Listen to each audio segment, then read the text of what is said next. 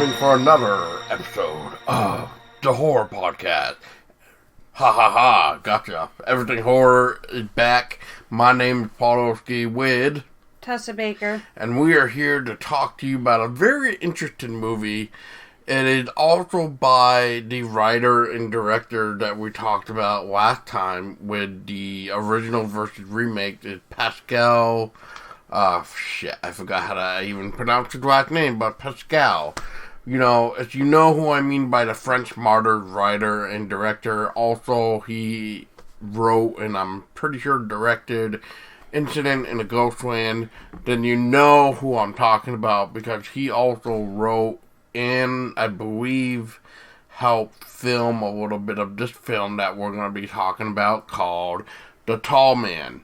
Because it was co-produced. It was like a collaboration between the French and him with the, I want to say, French Canadians in Canada. So once again, Canada, thank you for the, amazing movie as well. Because, what does this sort of remind you of, Tessa? Missing 411. That's right.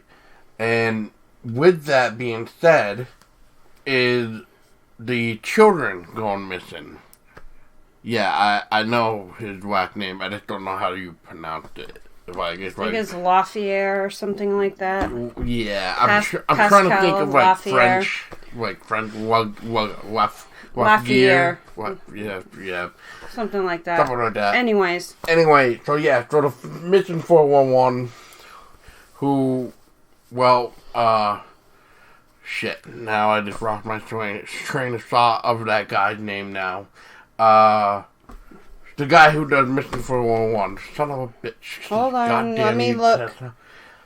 Anyway, while she found the name, because it was just in my head, and then because she was trying to show me with Pascal's last name, it, went over my head. But, David,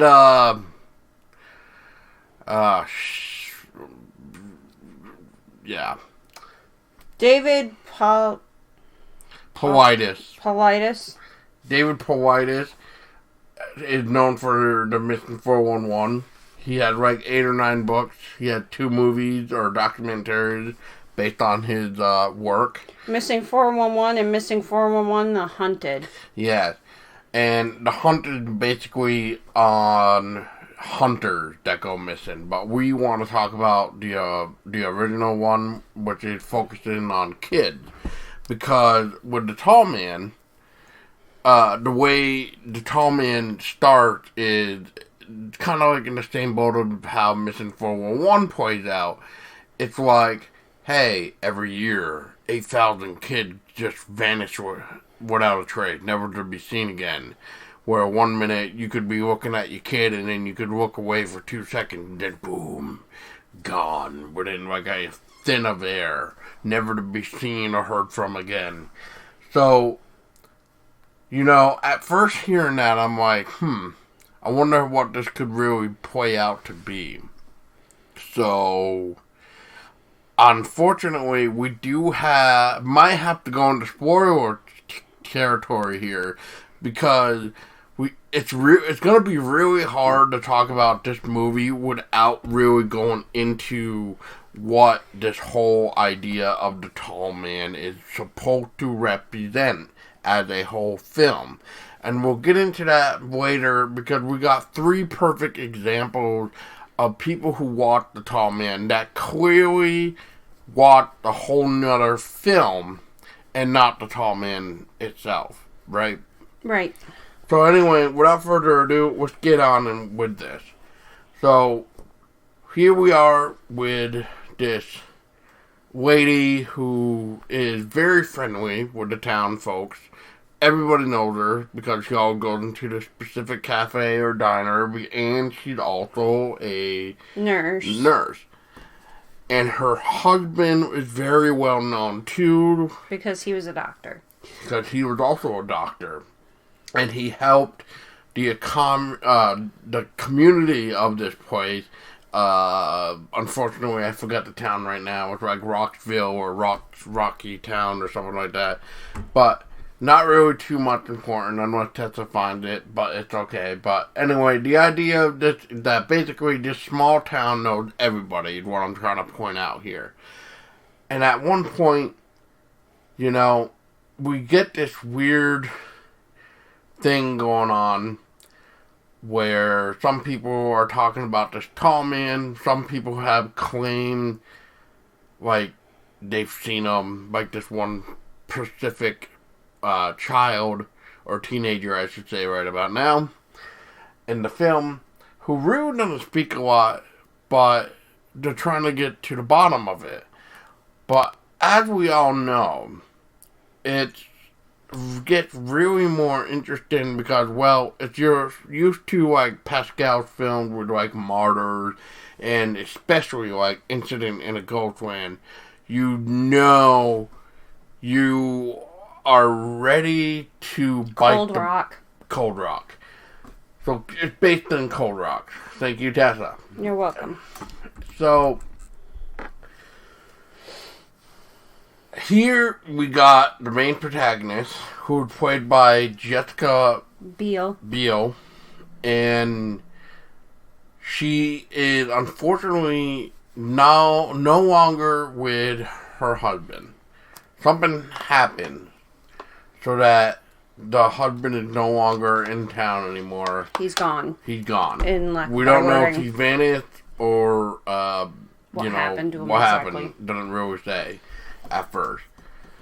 Now, as the story progresses, we start to learn more about what this tall man is. It's almost like a boogeyman. And he will kind of be working in the kid's closet or somewhere dark and just wait for the perfect timing to take your kid. Sometimes just sneaks into your house unsuspectedly. Yep. And you just might not even know until the next day that your child is gone.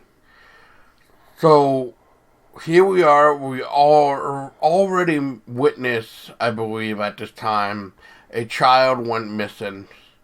And the protagonist is trying to con the person. And because she's like a good-hearted soul, she tried to offer this one particular lady whose child was abducted by supposedly this tall man, because that's the nickname or the name that the town gave. Yeah, the townsfolk gave him.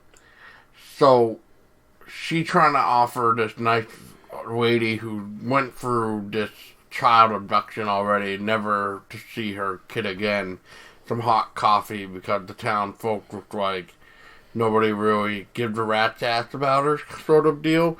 Because she almost looks like she's so broken that she's homeless. Yeah, she looks like a homeless woman. And as we play out in this movie, you know, I'm waiting. I'm like, okay, this does not feel like a Pascal film. Where is the twist? And I'm going to stop right here and say, unfortunately, if you have not seen the movie, this is the time where you need to stop listening and maybe go check it out. Because you can find it, as far as I know, 3 places. You can find it right now, available for free on Amazon Prime, Hulu, and Tubi. The Tubi TV. So quickly go watch it and then come back. So without further ado, Tessa, let's get your input. What is this twist that I'm talking about, where we're finally like, wait, what the hell? Like, what's going? Why this twist? And I mean, you can just start by, well, what led up to this twist, if you remember.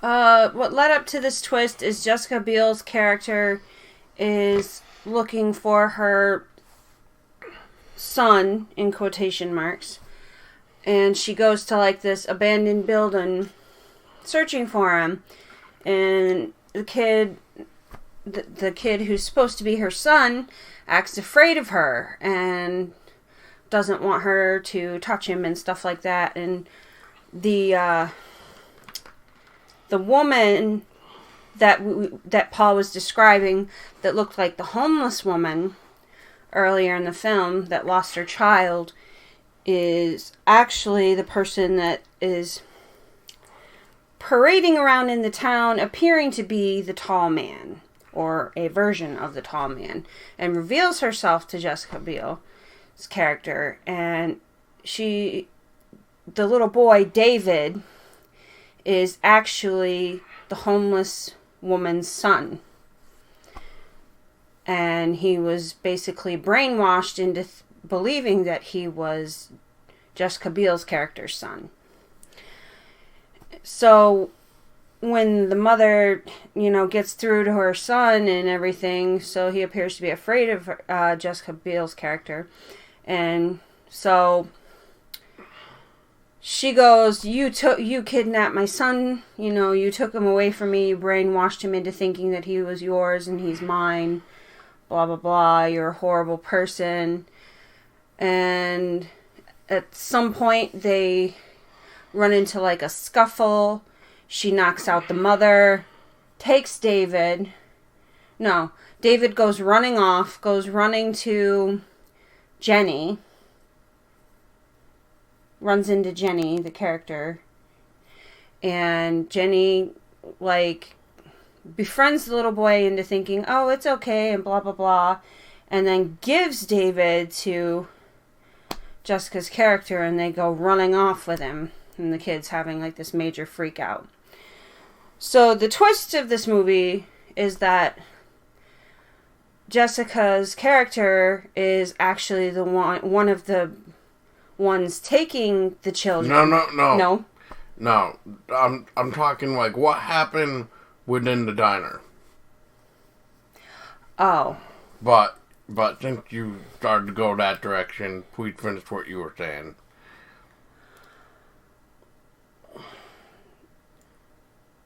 So I didn't realize that Paul wanted me to go to the diner aspect of it. I thought I said what happened that went to the diner, but maybe I wasn't clarifying. It's okay. Like I said, this is the spoiler section right now.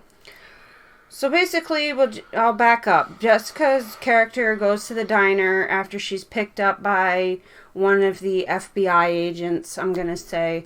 Takes her to the diner. One of the waitresses comes out to greet her, brings her in. It's okay, sweetie. When you gather yourself, go in the back and change. Blah, blah, blah. There's a change of clothes back there. She goes back there to change and clean up and notices in the back room that there is an altar. And on the altar is a picture of David already there, which is kind of ironic. And suspicious. Suspicious at the same time, considering the fact that David just got taken. Just got taken. So it's it kind of makes you think so what's going on here that David's picture's already on this altar and he just got taken? And not just that, but we get this weird... I don't even know what to call it. We get these weird scenes when Jessica's character goes in the back anyway, because now the townsfolk that are in this diner that is clearly late, and some of these people actually abuse other people that have kids. But we'll get to that in a minute. But, so we get these people almost preparing themselves to have Jessica's character just walk out from the back room. Almost I don't know, they're ready to interrogate her or string her up or something. The waitress lady's just sit down, don't act so suspicious, blah, blah, blah. And, a couple of the guys are wanting to go in the back and grab her. And then they're waiting, and then she doesn't come. So that's when few of them go in the back to realize, hey, she escaped. She's seen the altar. Yeah, she's already gone. So they already know something's up. We don't. As the viewer at this time, we don't. So now, the only thing that we know is that this town is involved with whatever is going on. So is involved with the, quote, tall man as we think. Yeah, and has something to do with David's abduction or the whereabouts. Or any of the missing kids, really. Yeah, because there's a full altar of a bunch of missing kids. And everything, yep. Yeah. But, So basically they discover that she's escaped out the back door of the diner. So they all rally, go grab their guns, like a bunch of redneck idiots. Sorry, not sorry, but that's the only way I can describe it. Well, in this case, yeah. I mean, just look at the town, look at everything. It's just, and especially with the way some of these abusive characters are, because let's go into that for a minute. Mm-hmm. So this is where I want to kind of jump into the 1-star reviews of the idiots that possibly seen this other film and not the Tall Man film. So, real quick, let's go into this. So, there was one character, I just forget his name right now, who was in the diner, but he is a dickwad. He is the most abusive son of a bitch you could ever meet in a mobile home area. Here, let me help you. And Tessa, I think, knows who I'm talking about already, but anyway, we're just... Steven. Who... What was it? He beat the shit out of the mother of his child, but yet, when the mother was trying to tell her daughter to take herself and the kid and get out of there to go up to somewhere else because of the abusive relationship, it was almost like it was too late. Mm-hmm. Because that's when we realize, that kid got taken. So, once again, here's an example of a 1-star review, real quick to sum it up.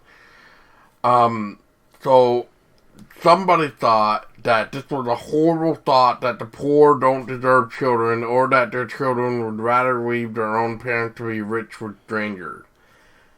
Whoever wrote this, you suck, and your idea isn't based in reality, because the truth is there are tons of children in need of an adoption that aren't babies and nobody wants them. They bounce around in the foster system because there are no rich people looking for elementary school and middle school age children and emotional baggage. You suck for planting this rap seed into children's minds that the grass is greener if they had rich parents. Being happy is not about money. There are lots of rich kids on drugs and just as screwed up in every way. That's just another one. Another one is trying to say, like, okay, so I guess it's okay to steal poor white trash children and turn them over to upper class families willing to partake in collusion of the crime. That's absurd. There's another one where, like, they're just talking about how, they should just cut half of the movie out, and that's basically what the movie is. Okay.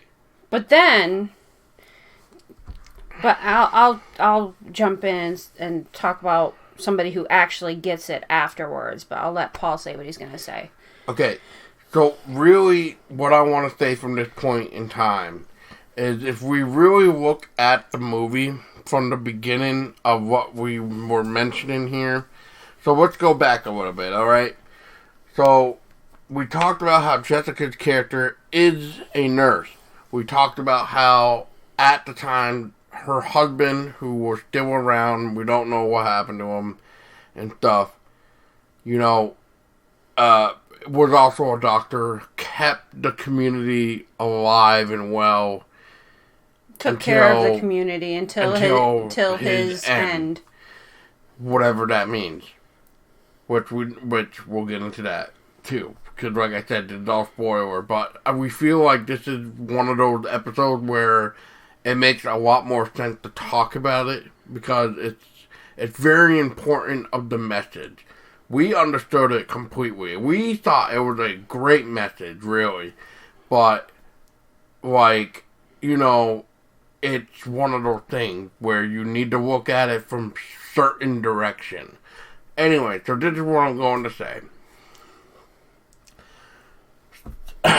And that is, so Jessica's character, before we even know what the hell is going on, you got to think of it like this. She's a nurse. She helps people. Her son David, at the time, before we knew he was brainwashed, was having what, Tessa? A really good time with his wife, right?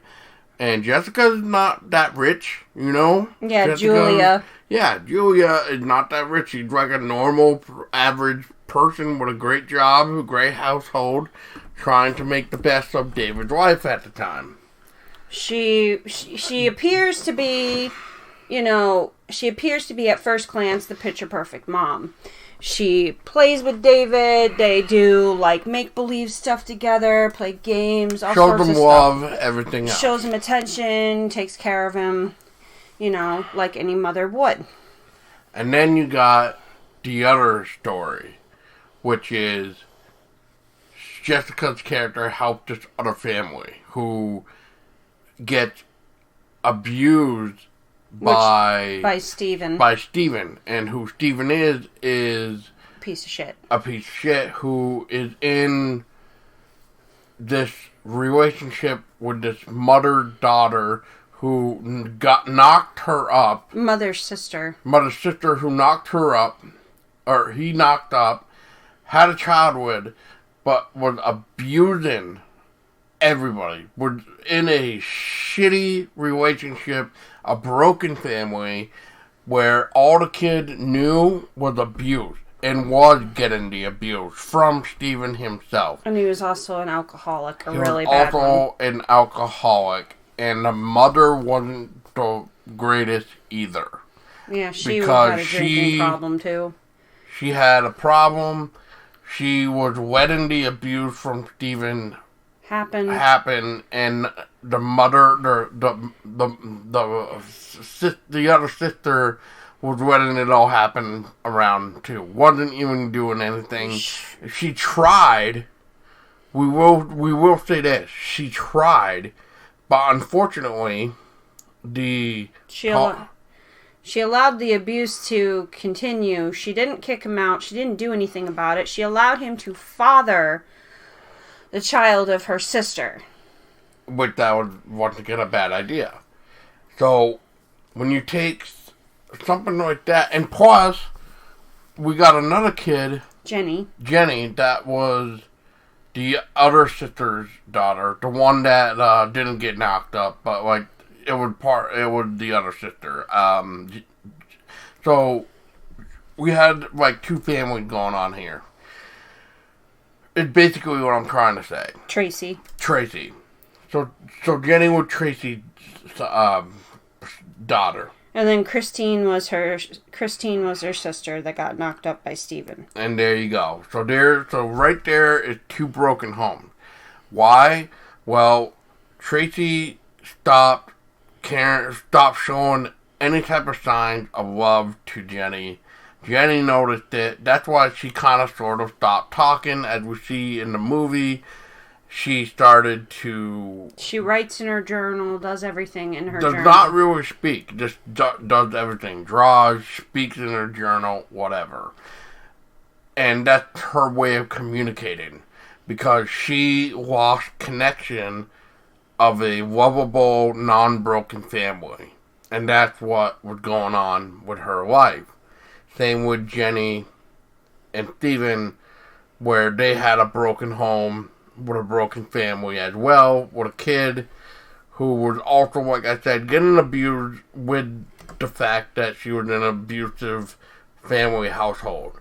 And the only way was that if nobody wanted to do anything about it, and they were scared to do something about it, something had to be done, and that's where the tall man comes into play. Well, Tracy did try to do something about it. She's tried to send Christine and the baby, Steven's baby, away to her sisters. Right, in Seattle, I think. Yeah, but something happened so that... Steven threw a fit, at Tracy one night in one of his drunken, furious rages and started to beat the crap out of her. Beating on her and stuff and said, bring her back, blah, blah, blah, blah, blah. Bring her and the baby back and all this other shit. So, basically, the idea is that, okay, so the point of this movie is, well, I don't know. I mean, did you want me to say it now, or did you want to go into what you wanted to state from that one thing that somebody actually got? Somebody, in one of the reviews for, on The Tall Man. On The Tall Man, somebody besides us actually gets the movie.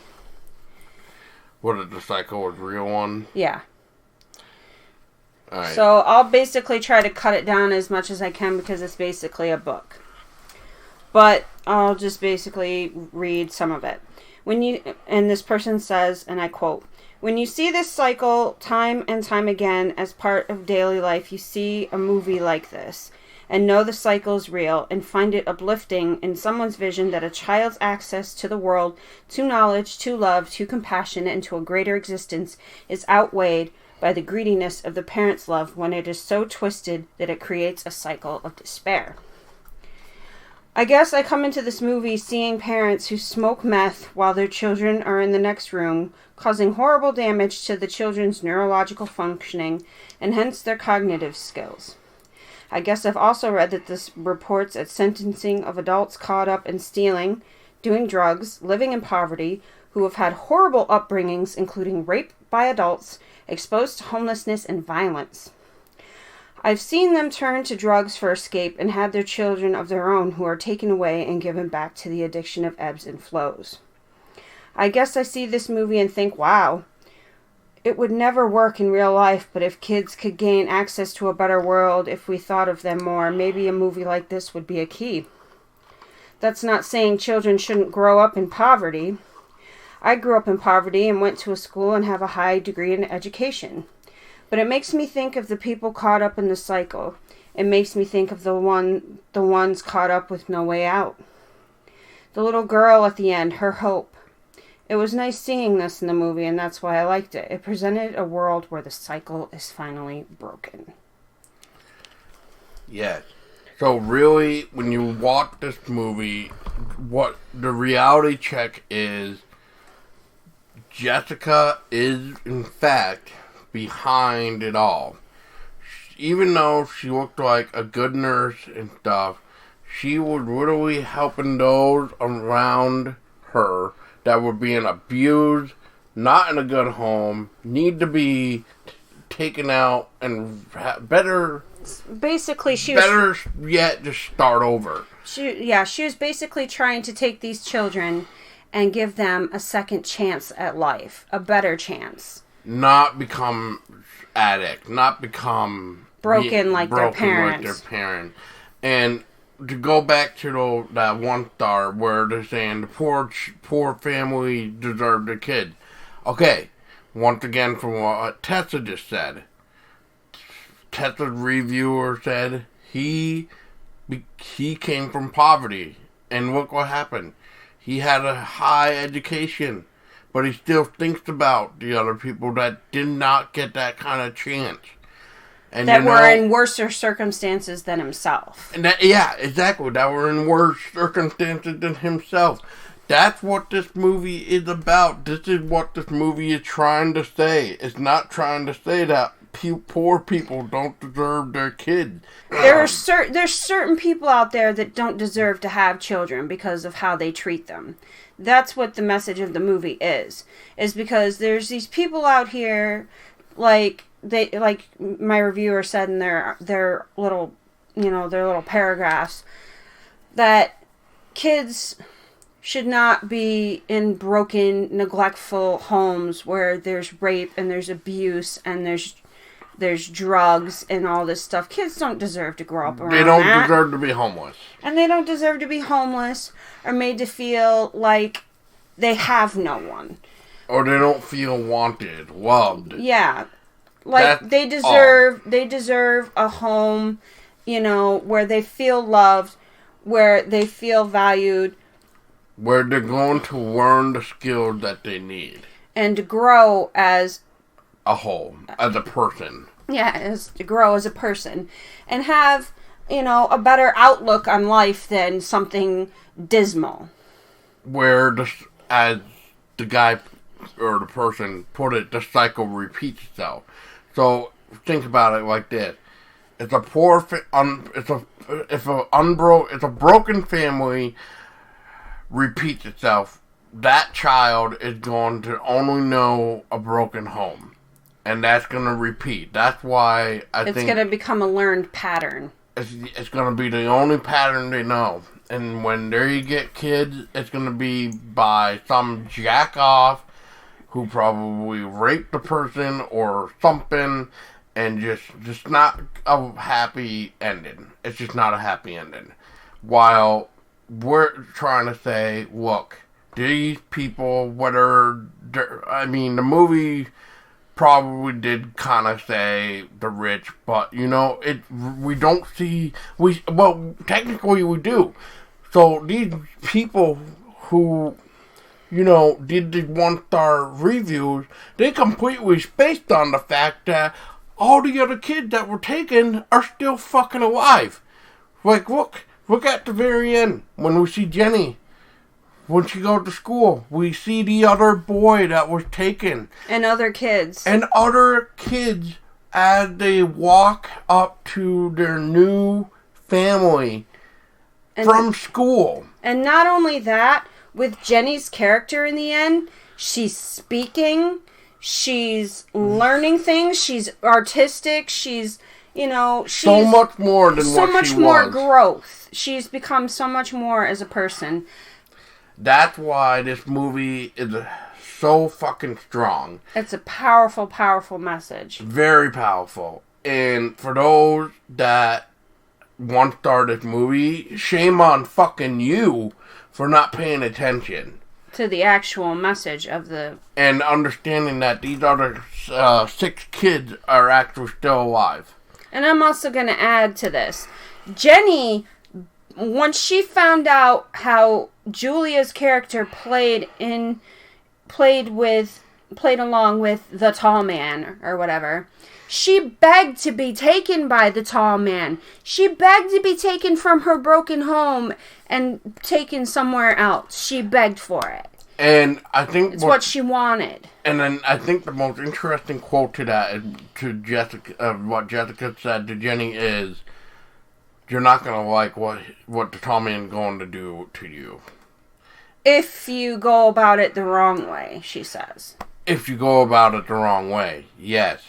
So, if you tell, or something like, if you tell anybody about this or whatever, then when he comes, you won't like it. Just wait for him to come. He will come and get you when the time comes. Yeah. I gave him your name, I gave him your address, blah, blah, blah. And he will come for you. Yep. So, here's the rest of the spoiler. So, how we find out that Jessica's character, Julia, is a part of working with the tall man. We know that Jessica appears to act alone, but she really isn't working alone. She takes the fall for the tall man and says she's the tall man, and she's the one that's taking all the kids, and all the kids are dead, which clearly, as Paul just stated, they are not by the end of the film. That's because, too, when the town folks are going after her... Yeah. We're just adding real quick that we later learned, too, that when she was trying to take David down into the basement, that's all we saw. We just saw her just take David down there. We didn't see what happened to him. We did not see anything what happened. But when the police went down there, okay, so imagine you built a house on top of an old mine. Old mine shaft. A lot of hiding places. Not just hiding place, but lot of different exits to escape from and enter. And as far as we know, there could have been 3 exits or entrances, but we only seen one specific enter, exit, however you want us to look at it, which collides with the very beginning of the movie. Yeah, which actually is introduced in the beginning of the movie. Yeah, so it's like a runaway tunnel, like an escape tunnel. Yeah, I know. No, I'm just one of them now. All right, so since Paul explained that, you know how, so after Jessica's character is detained, she takes the fall, blah blah blah, and she refuses to give them any other story but the fact that she's the tall man. Lo and behold, the night comes, Jenny gets taken by the tall man. Jessica's character, Julia, is incarcerated in prison, so we know it isn't her. No. So the tall man comes and takes Jenny far, far away, hides her in their vehicle underneath a secret compartment in the seat in the car. Takes her far, far away to a place in a city. I forget the name of the city. Anyway, where the other kid went, basically. Yeah, basically. But anyways, so it comes time for Jenny to get rehomed or adopted. The tall man goes to make the exchange with a rich woman, or a much wealthier woman. But here's the catch: the tall man got paid heavily by Jessica to specifically take Jenny to this particular person. It sounded like, really, or at least it was paid enough to take Jenny away because of the fact that he was paid a high amount while taking the fall. Well, actually, the way that he worded it, because the wealthy woman, which I was trying to explain, the wealthy woman tried to pay the tall man for the adoption, the exchange of Jenny. He refused to take the money because, in his words, he said, the person that was responsible for that gave Jenny to me paid a higher price, and I can't accept your money. And she tried to give it to him anyways, and he's like, really, I cannot accept it. So the tall man emerges from the shadows. It's Julia's husband. Dun dun dun. So the reason why he wouldn't take the money is because of the fact that his wife paid dearly the highest price with her freedom for Jenny and the other kids to get away. And it wasn't just her freedom, it was her life as well. Yep, her life, like protecting her husband. This woman really loved her husband. She was willing to defend him to the end, protect him, made it like he was just gone, a ghost. Like he had nothing to do with it.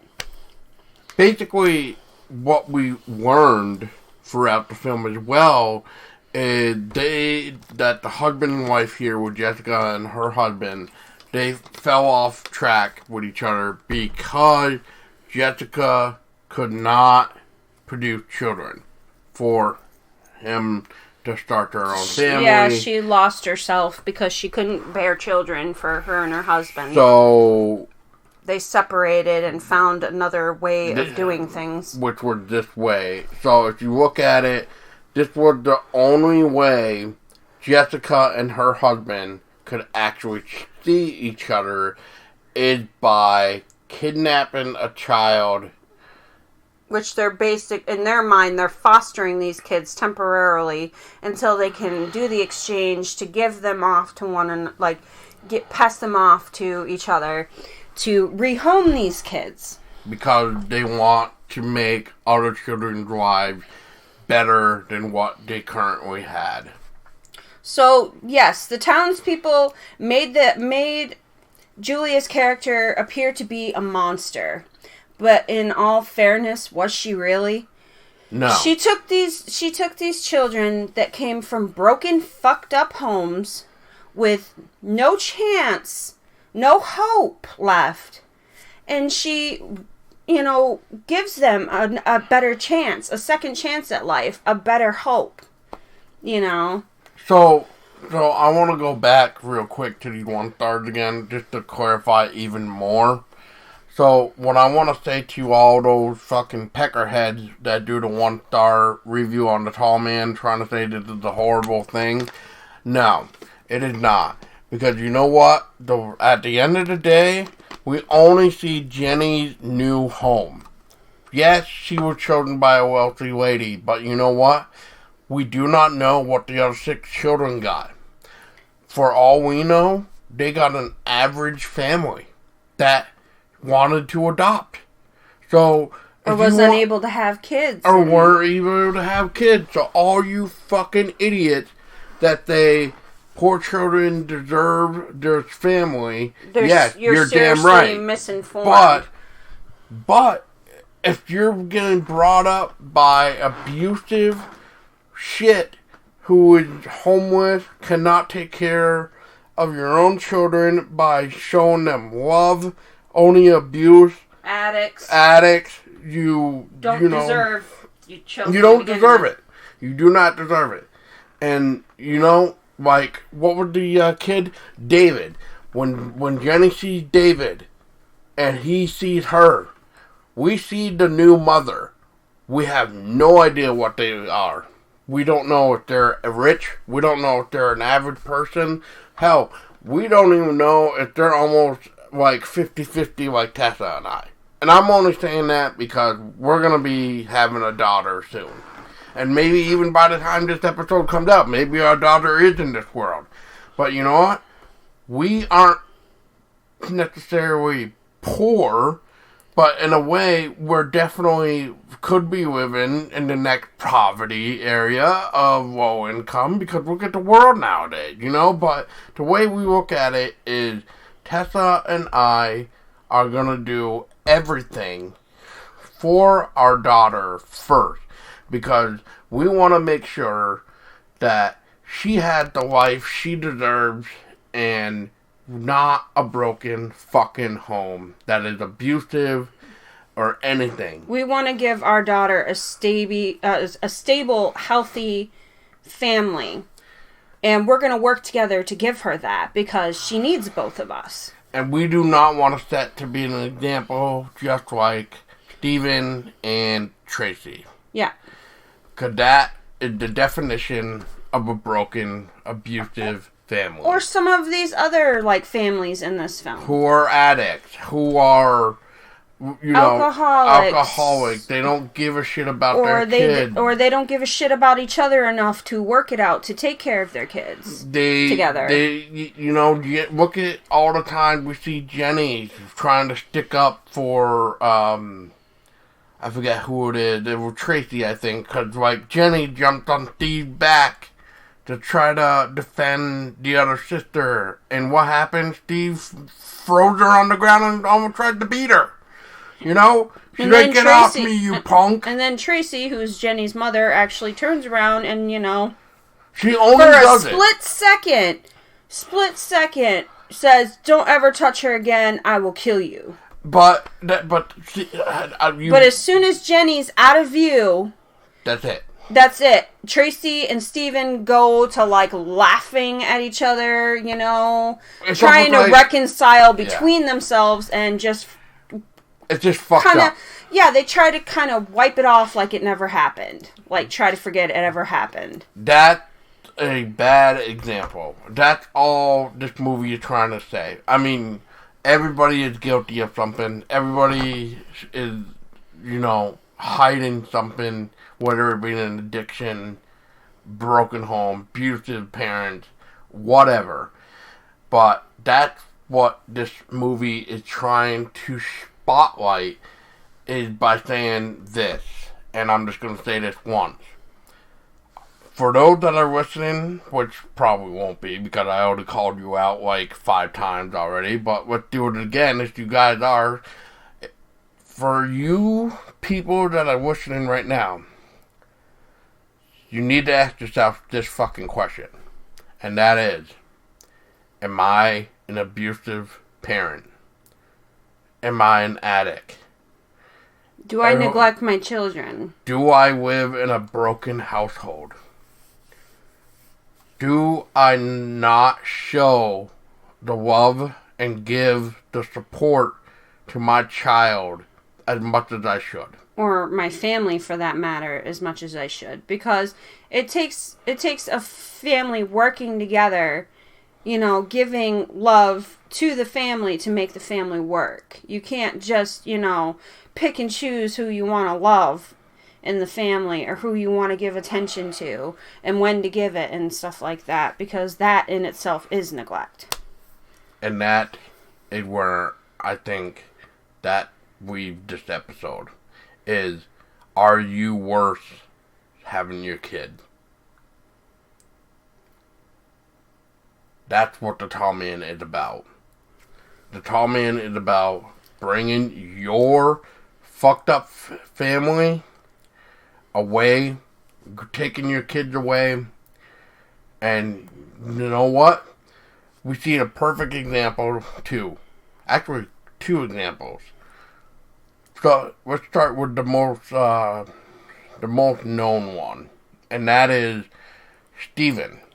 Steven, once again, has another kid with the sister, I believe. Yeah, he's in a relationship with Tracy, but has a kid with Tracy's sister Christine on the side, and they're all living in the same household together. But what's different this time? Steve seemed to be more focused on Christine and the baby than this time Tracy. Around. Yep. Than Tracy. Than this one, yes. Yeah. And then the second time now, we see Tracy. Tracy. Tracy with Jenny's mom. Yep.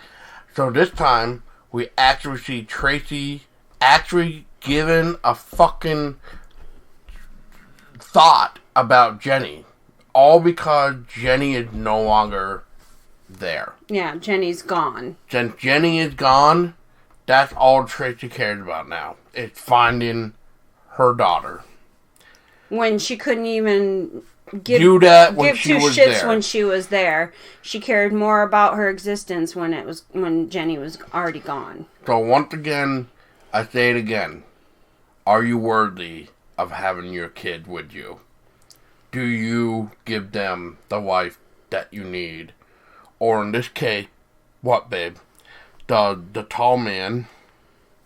Or does the tall man need to come and bring your children to a better household? I'm Paul Dolsky. And I'm Tessa Baker. And we want you to stay scary.